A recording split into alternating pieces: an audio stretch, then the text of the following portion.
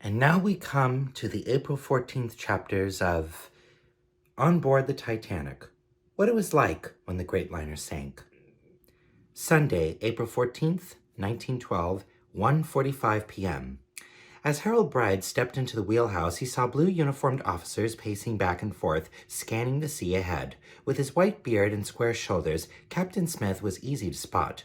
He looked like the captain of a big, important ship. "Sir, another ice message," Harold said as he approached the captain, "from the Baltic this time." "Thank you, Bride." The captain nodded, and he put the piece of paper in his pocket. Harold walked back down the narrow corridor to the wireless room. He stuck his head out the door, leaned to the officers' promenade, and took a few gulps of fresh air. From the decks below, he could hear music and laughing and the clink of dishes. Those wealthy passengers in first class seemed to have nothing to do all day but stroll the decks and eat fabulous meals. And send telegrams. It seemed that every first-class passenger on board wanted to send out greetings from the Titanic. Yesterday, the wireless had broken down. Phillips had been up all night repairing it. Now they were struggling to transmit all the messages that had piled up on their desk. Messages were coming in too. Their clicks and clacks would blast into their earphones just when Harold and Phillips were trying to send out their own messages. It could be very nerve-wracking. "Still busy?" Harold asked as he walked into the wireless room. "Another ice warning," Phillips was scribbling furiously. "This one's from the America." He took off his headset and scratched his ears. "Are the icebergs dangerous?" Harold asked. Phillips shook his head. "They might slow us down a bit, but they can't hurt a big ship like this." The sun warmed Jack's face as he gazed over the railing at the calm blue Atlantic. His mother and Mrs. Weiner sat in deck chairs beside him, their legs wrapped in green plaid blankets. After 4 days, Jack felt that he had finally explored the whole ship. He had been in the pool every day and had even tried out the Turkish bath. He had played squash. He had eaten 2 desserts at every meal. While exploring, he had run into Mr. Andrews a few times too. In fact, it almost seemed that he couldn't turn a corner or walk down a staircase without finding the cheerful Irishman. Mrs. Thayer tucked her deck blanket around her knees. "Brr, it's getting very cold." Jack saw that Mr. Ismay, the president of the White Star Line, which owned the Titanic, had joined them.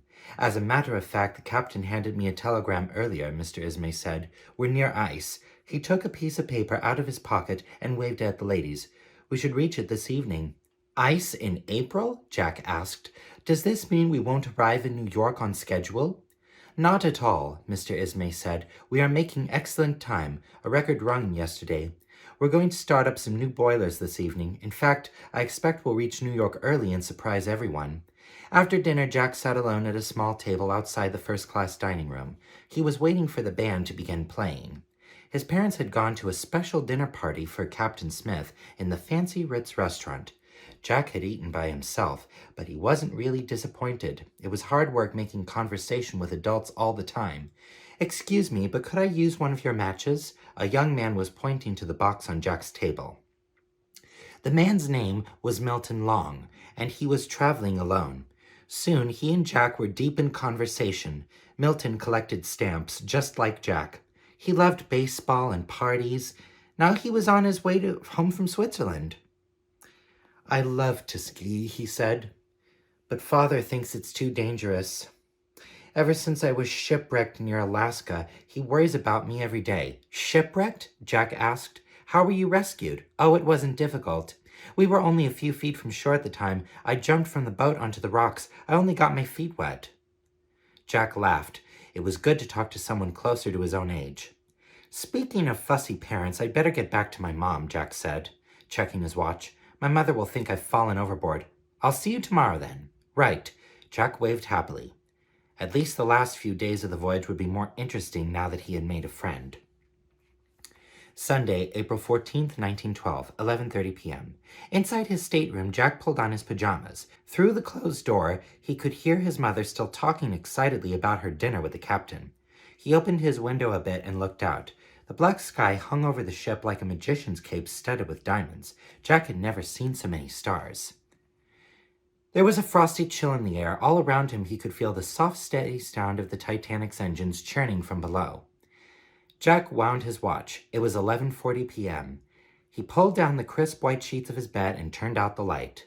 Just as he began to climb into bed, the ship swayed slightly, as if it had been nudged gently on the shoulder. The movement was so small that Jack almost thought he had imagined it. Then the engine stopped. After feeling their gentle hum under his feet for 4 days, the silence seemed very peculiar. It was like being on a slow-moving train that had suddenly come to a quiet stop. For several seconds, Jack could hear nothing but the faint whistle of the breeze coming through his porthole. Then he heard footsteps and muffled voices out in the hallway. The ship's engine started up again in a slow, tired way. A moment later, they stopped for good. Something was definitely going on. Jack pulled a heavy coat over his pajamas and shoved his feet into slippers. "I'm going out on deck to see the fun," he called to his parents. "I'm putting my clothes on now, son," Mr. Thayer replied. "I'll be right up to join you." Outside on the promenade deck, it was very cold. So cold that Jack could see the puffs of his breath. On a lower deck were a few boys from 3rd class, kicking something around on the deck. It almost looked like a piece of ice. "Is that you, Jack?" Mr. Thayer hurried down the deck. "One of the crewmen says we've hit an iceberg. Can you believe it?" Jack squinted out into the black night. Iceberg? He couldn't see anything. He and his father walked upstairs to the 1st class lounge. Several passengers stood around, looking puzzled. Up ahead, Jack saw Mr. Andrews. "Let's ask him," Jack said. "He'll know what's going on." Mr. Andrews spoke in a low voice. "We have struck an iceberg. I'm afraid that the ship has not much more than an hour to live." Jack and his father looked at each other in disbelief. Then, without a word, they returned to their rooms. Mrs. Thayer and her maid were already dressed. Jack put on 2 vests, a suit, and a coat. Then he tied on his bulky life jacket. He put his overcoat on top. Back outside, other passengers were gathering. Some people had put on several layers of clothes and life jackets, like the Thayers. Others wore their pajamas or bathrobes. A few women were still wearing evening dresses. Somewhere on deck, the band began to play lively dance music. Above the ship, distress rockets shot up into the sky and burst into colored balls like fireworks. It was almost like being at a party, except nobody talked much. "Jack!" It was Milton Long. He rushed up to the Thayers like an old friend. "You haven't organized another shipwreck for our amusement, have you?" Jack said. Milton shook his head, but he wasn't smiling. He glanced at Mrs. Thayer. "They're loading the women and children into lifeboats. You'd better come along." Harold Bride rubbed his eyes tiredly. He had been asleep for a few hours, but Jack Phillips had been at the wireless desk all day. It was time to give his friend a break. As he walked into the wireless room, Harold noticed how quiet the ship was. Phillips was still working, busily sending messages and taking down ice reports. Then the door of the wireless room opened. It was the captain. "Men, we've hit an iceberg. I'm having the damage inspected right now. Get ready to send out the call for assistance. But don't do it until I tell you." Phillips turned to Harold. "Well, mate," he said, "looks like you'll see your first iceberg. At least the Americans will enjoy it. They all like to have ice in their drinks." The two were still joking when a grim-looking Captain Smith returned. "Send out the call for assistance," he said. Without a word, Phillips started rapping out the call for help over and over again. "What are you sending?" Captain Smith asked when he returned a few minutes later. "CQD," Phillips replied as he continued to tap out the Morse code distress call. "Send SOS," Harold suggested. "It's the new call and it may be your last chance to send it." It seemed like ages before Phillips turned around. "I've got the Carpathia," he said. "She's on her way." He looked at Harold and grinned. "By the way, old man, do you want to be dressed like that when the rescue boats get here?" Harold looked down. He was still in his pajamas. He hurried into the bunk room to change. Everything was going to be all right. Help was on the way. For the next hour, Harold stood beside Phillips. As various ships answered the Titanic's call for help, he would grab the message and take it to the captain. Each time he ran to the bridge, the deck seemed to slant down a little more. At one point, Phillips went out to have a look around. When he came back, his expression was grim. "She's halfway underwater," he said, his voice quavering. Harold looked at his friend's pale face. For the first time, he felt afraid. He knew that at least one ship was on its way, but would it reach the Titanic in time? Harold went into the bunk room. He fetched warm clothes and life jackets. As Phillips continued to send out the call for help and listen for replies, Harold put a coat and life jacket on his friend. "Power's getting weaker," Phillips muttered. "I can hardly hear a thing." Monday, April 15th, 1912, 2 a.m. As Jack Thayer and Milton Long stood together on the Titanic's deck, the stern of the ship was tilted up out of the sea. The bow was covered with water, and inch by inch it crept higher and higher.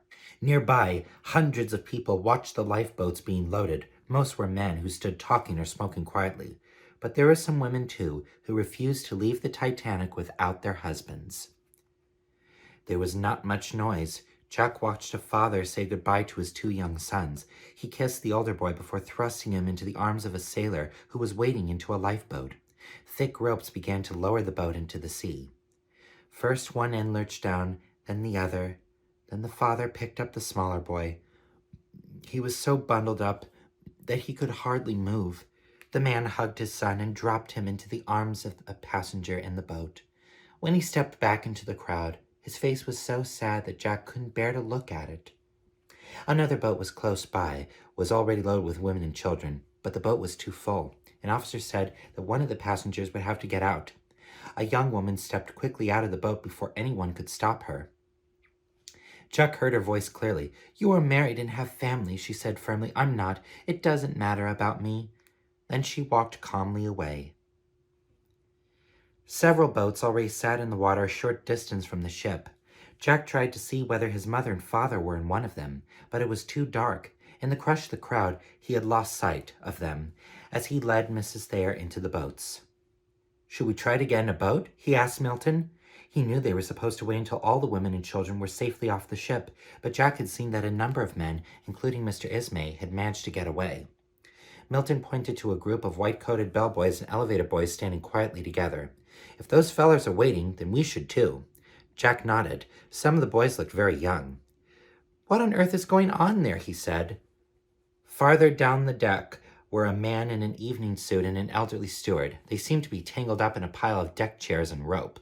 "They're tying chairs together." As Milton said this, the old steward picked up a couple of chairs and heaved them overboard. The chairs floated gently on the glossy water. Jack felt the back of his neck prickle with fear. What he had known in his heart for the past hour was suddenly clear. They would never get in a lifeboat. There simply weren't enough. The floating chairs were makeshift rafts. There would be something to grab onto when the time came to jump. And that time was now. The ship lurched beneath them. The bow slowly began to slide into the water. From inside the ship came a rumbling sound, like the roar of an express train passing over a steel bridge. Jack threw off his overcoat. He and Milton climbed up the railing. In the background, the ship's orchestra was still playing. "This is it, Jack," Milton said, holding out his hand. "I'll be right with you," Jack said. He didn't want to say goodbye. "Good luck." Milton let go. Then Jack, with a push of his arms, jumped into the sea. The icy cold of the water went through his skin like a knife. The ocean pulled him down and down. Jack used every ounce of his strength to struggle back to the surface. Then he swam as hard as he could away from the ship. Harold Bride stood beside Jack Phillips. The captain had told them to abandon ship, but Phillips was still at his post, tapping out the SOS call. Finally, they could do no more. Harold dashed out on deck. A group of men were trying to launch one of the collapsible boats. He rushed to join them and reached for an oarlock. Then a great wave rolled along the deck, sweeping him overboard. Harold blinked. His hand was still holding onto the oarlock, but the collapsible was upside down, and he was trapped in the water under it. He knew he must not breathe. Somehow, he managed to dive and come up to the surface beside the boat. Sputtering, he shook the water out of his eyes. Several men were already crouching on top of the overturned boat. Harold tried to tug himself up. "Help me, please," he called out. A few men looked at him and then turned away. They were frightened. There were many people in the water, and they were all crying out for help. "Here, take my hand," a voice said. A young man pulled him up. Then the men huddled together, wet and freezing. As they looked back at the ship, she looked like a huge black beast rearing up into the air. The bright lights from her portholes flashed like thousands of tiny eyes. Then they blinked and went out forever. Suddenly the great ship began to split in two. Her funnels spat out smoke and sparks in a final angry fury.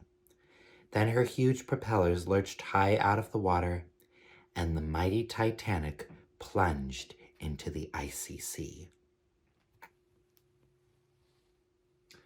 Monday, April 15th, 1912, 3:30 a.m. Jack Thayer squatted on the overturned collapsible lifeboat. About 24 exhausted men were around him on the shifting capsized boat. He could hardly see their faces in the black night, but he knew from their talk that many had worked in the Titanic's engine rooms. Jack could only imagine what it must have been like to come up from the hot furnaces only to jump into the icy ocean. Would any of them ever see their families and friends again? He looked down. The man he had pulled out of the water was lying at his feet. His legs were twisted against the edge of the boat, covered with freezing water. Every now and then, a wave washed over his face, making him choke and sputter. Jack bent down. He put his arm around the man's shoulders and gently helped him sit up. He held him like that, letting the fellow lean against his knees. "My name's Jack," he said, as the man looked at him gratefully. "Harold Bride," the man winced as he tried to shift his legs. "What time do you suppose it is?" Jack looked at his watch. It had stopped at 2:22 a.m. "I don't know," he said. "Almost 4, maybe." "We'll be rescued soon. The Carpathia is coming up as fast as she can. I'm a wireless operator. I was there when the message came in. She knows our position." "Are you sure?" Jack hardly dared to believe it. "I just hope I can make it off this boat when help gets here." "Listen, friend," Jack said, a smile cracking his frozen face. "If you're right about the Carpathia, I'll carry you off myself." As morning drew closer, the sea became rougher. Whenever a wave washed over the side, the boat tilted dangerously. Then everyone had to lean carefully in the same direction to bring it upright again. Jack grew drowsy. His body felt like a stump of wood, and he could no longer feel his legs. He leaned heavily against the man beside him and closed his eyes. His wet began to slide off the slippery wet bottom. "Look!" someone shouted. On the horizon was a light. Jack stared. Was it just a bright star? He blinked hard and looked again. Sure enough, the light was getting closer.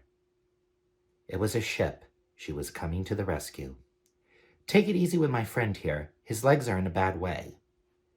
Jack helped Harold make his way forward. The lifeboat that had picked them up from the overturned collapsible was lashed alongside the Carpathia. As Harold put his foot on the first step of the ladder, he paused. There in the bottom of the boat lay the lifeless body of someone who must have died during the night. Harold had an awful feeling that it was Jack Phillip. Without a word, he started to climb up the ladder. It was Jack Thayer's turn. First he took off his life jacket, then his frozen fingers fumbling with the ties. Then he climbed the rope ladder and felt the solid deck of the Carpathia under his feet. Nearby, Harold waved weakly from a stretcher as he was carried down to the ship's hospital. The deck was crowded with people. A woman handed him a blanket. Someone else offered him a cup of hot soup. Jack looked around. Where were his parents? He searched for a familiar face. At first, he saw only one. At the far end of the deck, a man was being led inside. It was Mr. Ismay. His face was pale, and his eyes stared ahead blankly as he stumbled to the door. He looked like a broken old man. Jack remembered watching Mr. Ismay climb into one of the Titanic's lifeboats while so many others stayed behind. What would become of him now? "Jack!" He looked up and ran to his mother. "They said this was the last boat to come in. I was beginning to give up hope." She looked around desperately. "Where's your father?"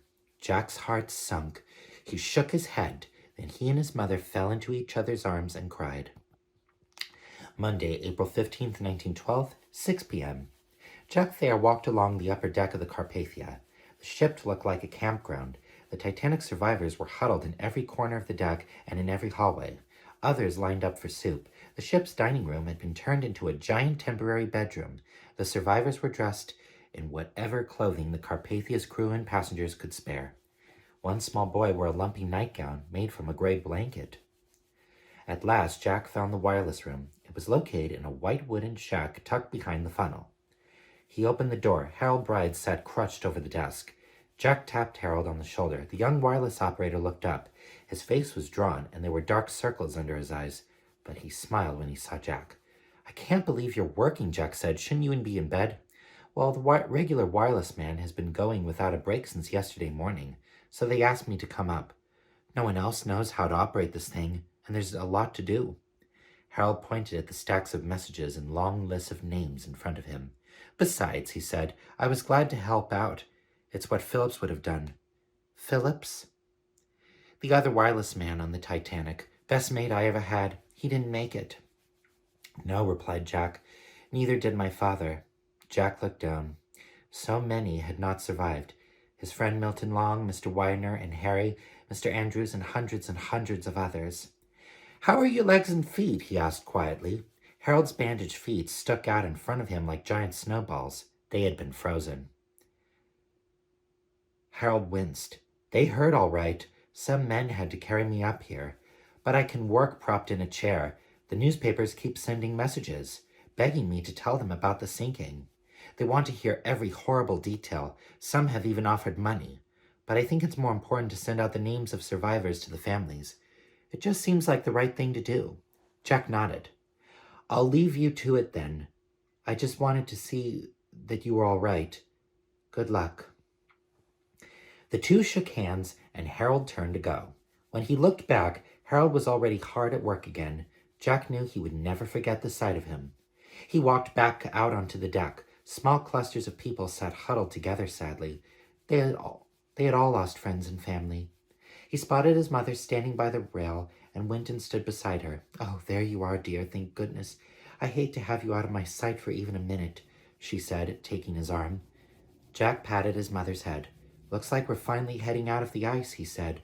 Behind them, the sea was dotted with icebergs glistening in the sun. It had taken the Carpathia all morning to make her way through the ice field. Then she had sailed alongside it all afternoon. Now she turned her bow to the west. In a few days, she would arrive in New York City, where the whole world was waiting to hear about the Titanic disaster. "It looks like a fairyland, doesn't it?" Mrs. Thayer said. "The ice sparkles like jewels." As Mrs. Thayer leaned her head on her son's shoulder, Jack looked out over the vast ocean. The sun was sinking lower in the sky. Its rays were beginning to shine pink off the edge of the ice field that was slowly disappearing behind them. He squeezed his mother's arm and pointed ahead of the ship. "Look at that, Mother," he said. "We're going to have a beautiful sunset."